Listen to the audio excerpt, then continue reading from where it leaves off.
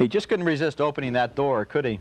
That's a scene from The Brinks Job, one of 5 new movies we'll be looking at on Sneak Previews, 2 critics evaluating the new movies in town.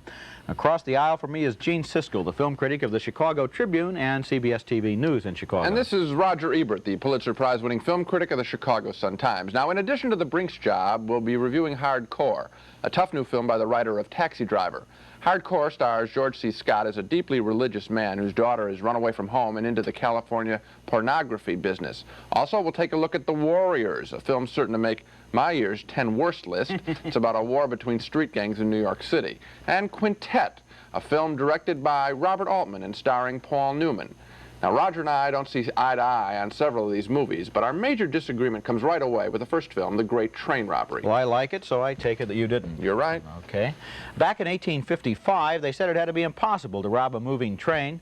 The logistics were just too much for even the most brilliant thieves, but criminals in Victorian England shared the optimism of their age. They believed all things were possible if only you approached them with logic and courage and a diabolical imagination.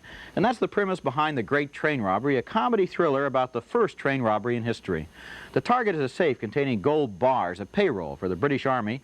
The safe is on a train and it's locked with 4 keys, and so the first step, of course, is to steal the keys. The criminals take a banker to a bordello and set him up with their seductive accomplice. I am very pleased to make your acquaintance. Oh, I as well. You are nervous? No, I just thought we might become better acquainted. Mon chéri, you are nervous. There is no need to be. I will take care of every little thing. And every big thing.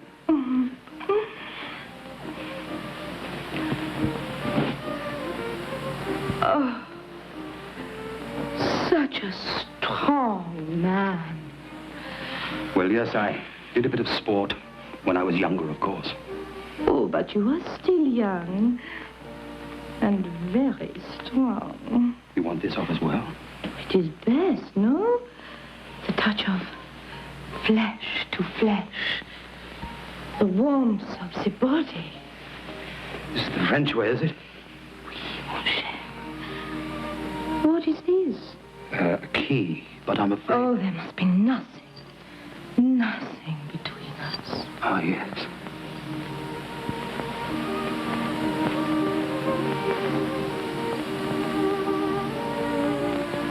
Now, if you will sit on the lid. The what? The lid, the bed. It was Leslie Ann Down, making it 1 key down, 3 to go. You might remember her from Upstairs, Downstairs.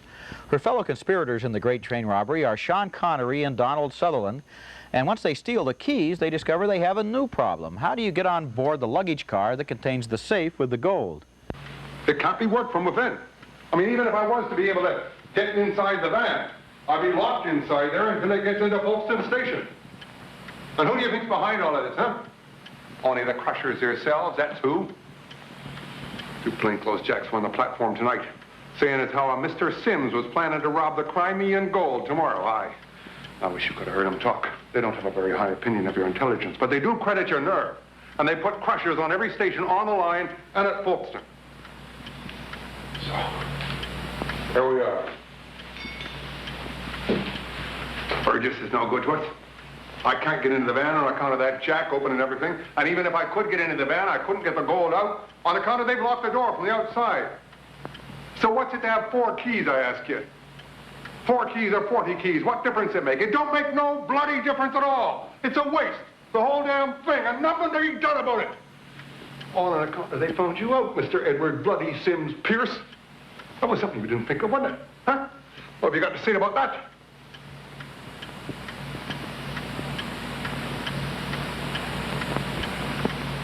Find me a dead cat. Sean Connery obviously has a plan. Later in the movie, he puts it into action by climbing on top of the train in an attempt to break into the car with the gold.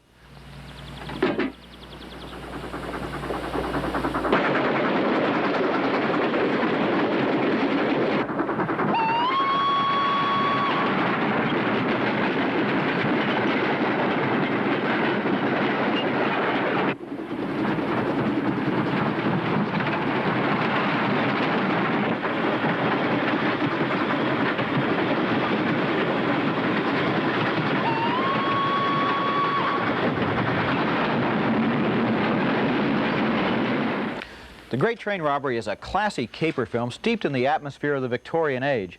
Sometimes it seems to move a little slowly for a caper, but times were simpler then. And Sean Connery and Donald Sutherland have a nice sort of camaraderie and understated irony and wit that make the movie a literate and a civilized entertainment. Well, I'm not as big a fan of it as you are. I didn't hate it, but the very thing that you mentioned moves a little slowly at times. That's really what happened to me. In that bordello scene, or even in that conversation among the three of them scene, it just seems so lackluster and slow that for a comedy piece, you know what happened? I started to see the actors rather than the costumes they were wearing, and the film sort of broke down for me. That didn't really happen to me. It seems to me that a period piece like this takes place 125 years ago.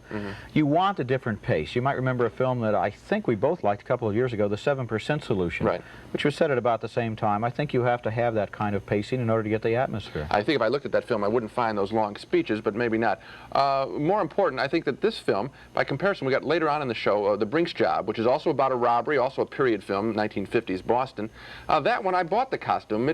Maybe I do have a requirement for a little faster action. Well, I'm not saying this is the greatest caper I've ever seen, but I thought it was fun. I thought it had style. I did like the acting. When they finally got to that robbery, it did get a little bit exciting. Okay. Now, we differ on that film, but not on our next one. Right. Our next picture is certain to arouse a great deal of controversy. It's hardcore, written and directed by Paul Schrader, the same man who wrote the ultra-violent film Taxi Driver.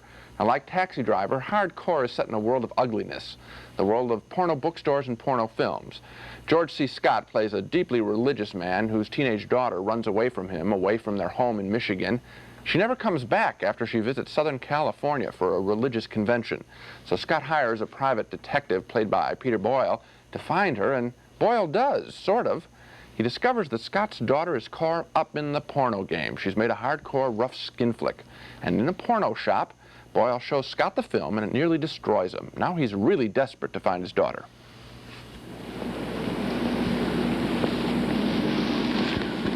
Where is she? I don't know. Where'd you get that film? I bought it in a store in L.A. I gotta keep it. Who made it? I don't know. What do you mean? Wait a minute. Slow down. A film like this, 8mm film, costs $200 or $300 to make. Sold out right in the store. Shown in peep machines. It's impossible to track down. Nobody makes it. Nobody shows it. Nobody sees it. It's like it doesn't even exist. What's it called? It was called Slave of Love when I bought it. Next time it's sold, it'll be called something else. The police. The police? You know more than the police do. You think she's all right? Yeah, probably. George C. Scott is about to enter a world that's really going to knock him for a loop. And many of the films written by Paul Schrader give us a man with traditional values coming up against the new permissiveness, which seemingly has very few values. Later in the film, Scott enlists the aid of a young prostitute, Susan Hubley, to help him find his daughter. And their different value systems clash in a beautifully written scene. You don't understand. When I was 15, I was turning tricks in Vegas. I was taking all the older girls' regular customers. It wasn't my fault. And then they put out a contract on me. I didn't even know it was illegal. Look, Nicky, don't go on, please. You and I, we just have very different ideas about sex, that's all. Why, you're a sex fiend? No. Huh? Neither am I. That's all you do. It's not all... Look, how important do you think sex is? Not very. Well, then we're just alike. I mean, you think it's so unimportant that you don't even do it. I think it's so unimportant that I don't care who I do it with. No, we're not alike. You could never understand a person like me. I'm a mystery to you. A middle-class person, Midwesterner, goes to church, believes in God, and who believes that at the end of his life he'll be redeemed. It doesn't make any sense to you. I don't know why I should have to justify myself to you. I don't care about the things you care about. I don't care what's happening in Los Angeles or New York. I don't care about the movies or TV. I don't care who's on Johnny Carson. Well, what do you care about? I care about my daughter. That's a very unusual scene for a film in the 70s. Terrific there, seeing people talk about personal feelings. Usually in movies these days we get people being hit by objects. That's terrific writing in that scene. It captures the rage, I suspect, of many people that they feel toward things new, cheap, and sexy. Hardcore is a shocking, foul-mouthed, violent, properly R-rated film, but it's a worthwhile, provocative discussion of values old and new. I liked it a lot, except for its slapdash ending. Hardcore is fascinating, I think, when it contrasts the religious world of George C. Scott with the grungy, violent world of the California porno scene. Scott is really good in this film because he makes the character work. Here is somebody who, in the hands of another actor, could have seemed to be prudish or uptight. Yes. He has his values, he brings a dignity and a manliness to them so that we can really know who he is, and then when he meets the girl who is his total opposite, the other side of the sexual revolution, the young hooker, they are able to somehow transcend the things that come between them, and really make a contact as human beings. Yeah, they really are. There's a meeting of the minds in that scene. It's a very powerful scene. I think people may be surprised by the film. We didn't show, obviously, the rough, explicit sex stuff in the movie, and people may be shocked by Don't you this. think somebody going to see a movie called Hardcore would be kind of braced before they walked in? Well, they should be, and that's that term is an inside porno business term, hardcore. I think they're also in the film is sort of shocking is the way the film goes after extreme religion. The film is, in terms of extreme behavior, tries to draw some links and connections that people might find kind of rough. So it's a film of real ideas. It's another good film by Paul Schrader, who wrote Taxi Driver and who directed Blue Collar and who is really dealing with important American issues. So that's Hardcore. Our next film is by Robert Altman, and one thing you've got to say about Robert Altman is he's a filmmaker who never makes the same movie twice. It's like he starts at ground zero and moves out in different directions every time. He makes a war comedy like MASH, or a Western, a detective film, or a slice of American life like Nashville. And now with Quintet, his latest film, he moves into a territory so alien and uncharted that even Altman himself seems to be flying on instruments. This movie takes place in the future when a new ice age has enveloped the Earth, and the survivors play their own sort of deadly game. The game is called Quintet, and when you play it, it's best to go armed with a knife.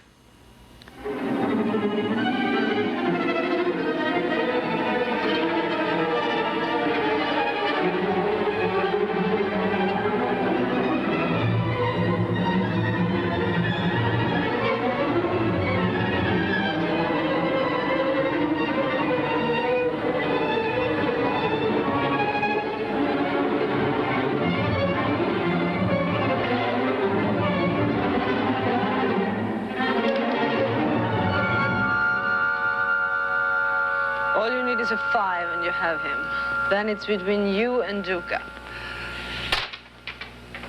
3 to 2. Good. Now it's the 2 of you. She's been giving you good advice. It's obvious it's you she wants to face, and not me. Are you so certain? You're so predictable. I sometimes lose interest. That's not good. Run away from her, Redstone. Let her make the mistake. I get impatient. I can't stand waiting around. I said I didn't like game. Why do you play? Education. 4 and a 1. Good, you got her. Dead. It was all yours, Ambrosia. So come, everybody. Put up the dead man. You only made one tactical error. You killed her in your own sector. No one can protect you now. All I need is a 1, and I win. 1 is my lucky number. Double 1. That's what I call overkill. Got killed with 1 throw. That's very impressive. Being 6 men is an advantage. It's also boring. I just start to get excited and it's all over. That was Paul Newman playing the game of Quintet with B.B. Anderson. The game and the players occupy a building in an abandoned city. And in fact, the movie was shot last winter in what's left over from Montreal's Expo 67. Altman does a brilliant job of creating his future world, but he's not nearly as successful when he tries to make sense out of the deadly Quintet game.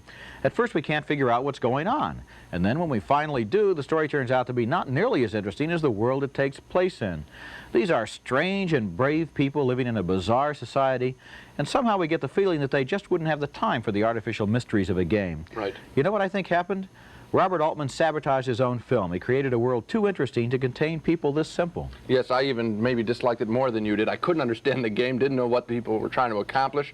And also, I didn't find the world that interesting that he created. I thought it's the standard sci-fi world, bombed out city people, scavengers, and dogs running around eating people. I didn't think anything was special about the world. Well, the world, the idea for the world might have been right out of other movies we've seen or novels that we've read, but the way he visualized it kind of captured me. The photography, the visual strategy, the art direction made it very real. It's all I felt surface cold stuff. when I watched it. Well, it's all surface stuff, though, because I think what's really wrong with this picture is that we don't care about any of the characters. I don't even know if he cares about them. I didn't care about them. You know, the funny thing is, in almost all of Altman's films, whether they're good or bad, whether we like them or not, they're jammed from wall to wall with a lot of life, with a lot of people. Think about McCabe and Mrs. Miller or Nashville. This film didn't have anyone that I really cared about or that I would remember, I suppose, this time next year. Yeah, well, our next film is different because it has a characters full of life, I think.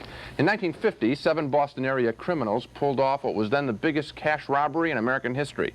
More than $2.5 million taken from the safe of the Brinks Armored Car Company. Now, when we hear about a crime like that, we expect it to be a razzle-dazzle affair pulled off by criminal masterminds. Well, in fact, the Brinks robbery was a simple, old-fashioned heist because the Brinks Company had lousy security for its corporate safe. The thieves, a bunch of small-timers, were simply walking in and they took the money. How small-time were the crooks? Well, in the film's first robbery, Peter Falk leads his buddies on a safe-cracking job inside a meat-packing house. Benny, downstairs. Give me the crowbar. Benny, would you get downstairs and heat up the fire? What did you mean it? In this bag, 2 small bunches. Tony, I think I found a cash box here. I'm going.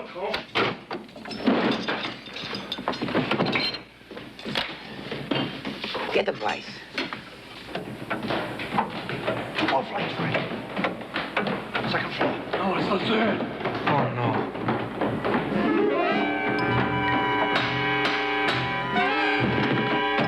That's it. We're surrounded. Let's get the hell out of here.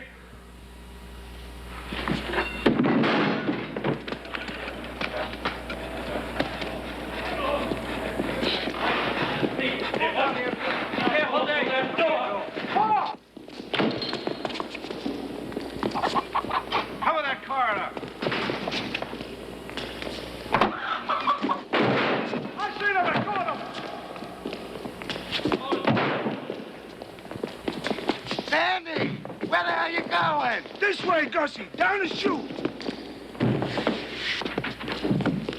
Room down the end-frame. Be careful, Dave. In there.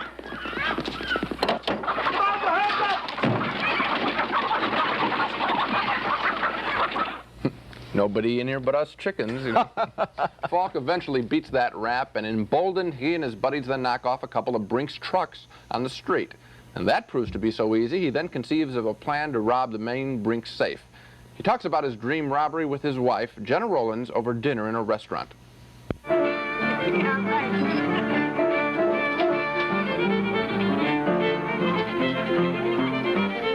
through with them trucks, Mom.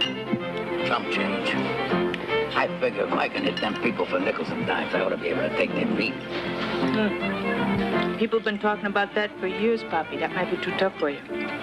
Why do you think they never reported what we raised? Only thing I can figure is they don't want no headlines. I mean, who's going to want to put their money in a place where you can take $100 grand off them just like that? That's right. They got a reputation to cover. And it's their reputation that's going to take them down. Yeah, but trucks are one thing. The Pete's got to be guarded like the king. Mommy, buildings is like people. I mean, they got stories and they got secrets to tell you. All you gotta do is look. Some buildings got smart faces. You know what I mean? I mean, they're alert. And they're staring right back at you and they're saying, I dare you to come in and grab me. And there's other buildings that are dumb, like the Brinks. I mean, when I was a kid, I thought to myself, if I ever worked in a place like that, I'd cut my throat. I mean, them people are bored. They're dead. They don't know it yet. They got all that dough in there, and they treat it like it was garbage. They got no feeling for their work. The building is asleep, and all that money is in there, and it's being held prisoner. And it's screaming at me through the walls. It's yelling, hey, Tony, come in and grab me. Get me out of here. Well, I'm going in, and I'm going to get it out. The Brinks, Poppy. Brinks.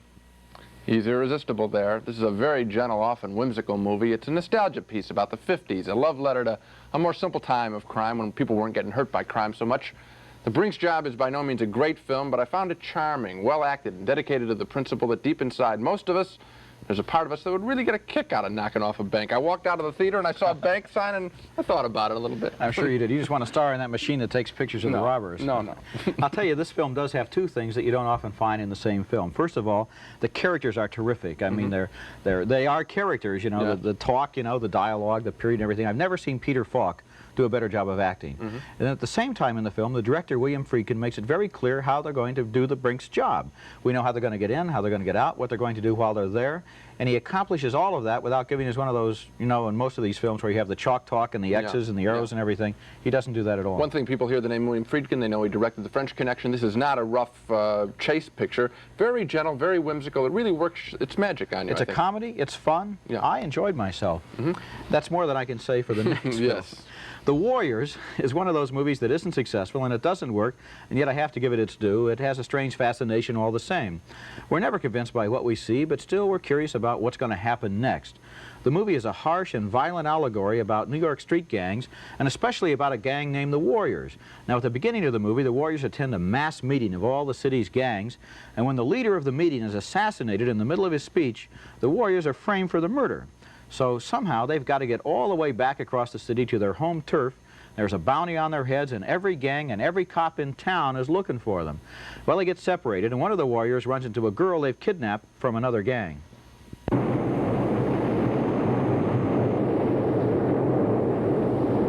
Hey, wait!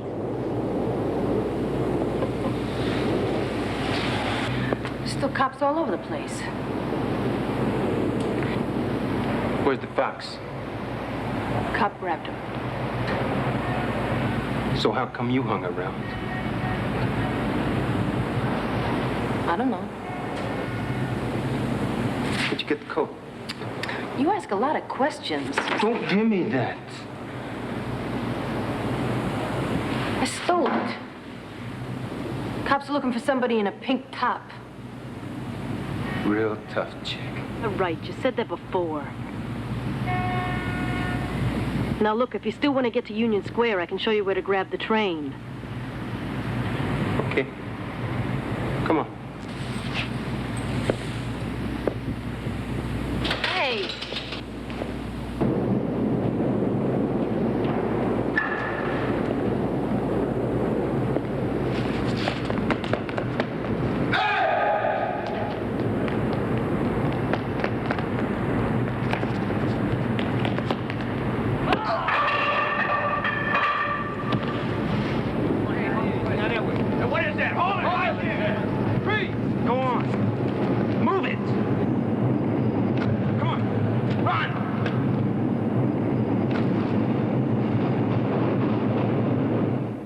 Dancing nimbly past the third rail.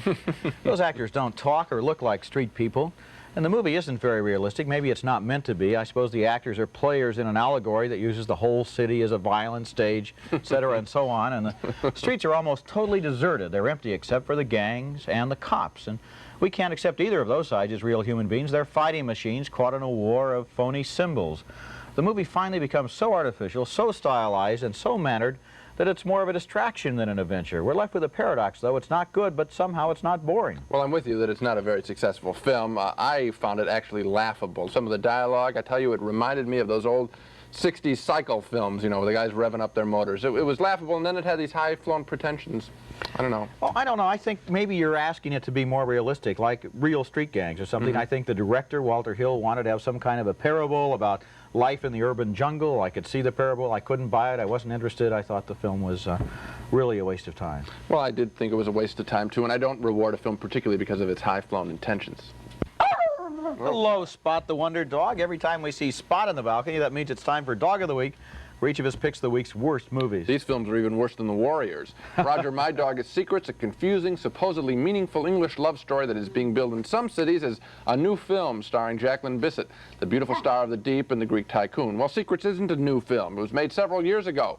And the only reason it's being brought back to theaters now is that Bisset has a sex scene in the movie where you can see her naked body. The scene lasts about 3 or 4 minutes. She made it before she became a star, and now some Sharpie distributors are trying to capitalize on her bare chest.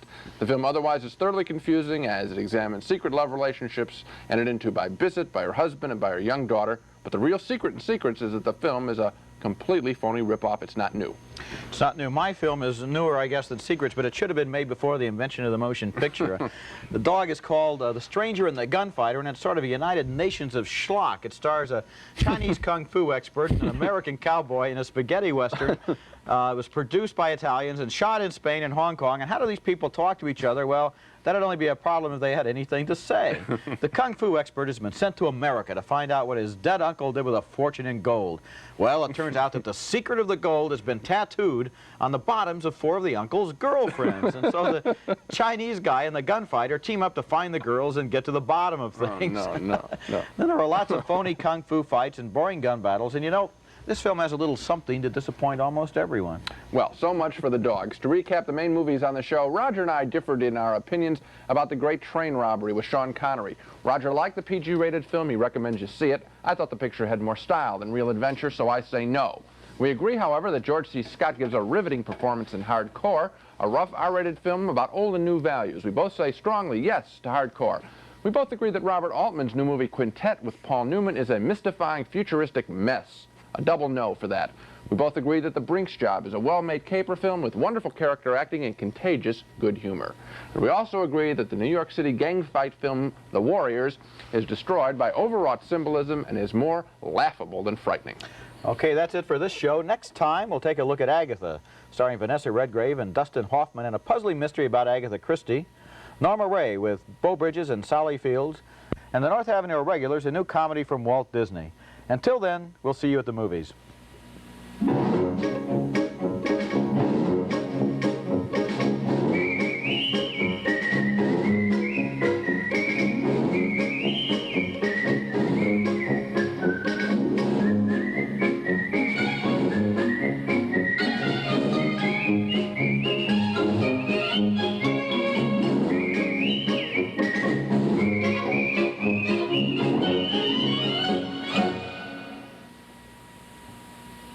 Funding for this program is provided by this station and by other public television stations.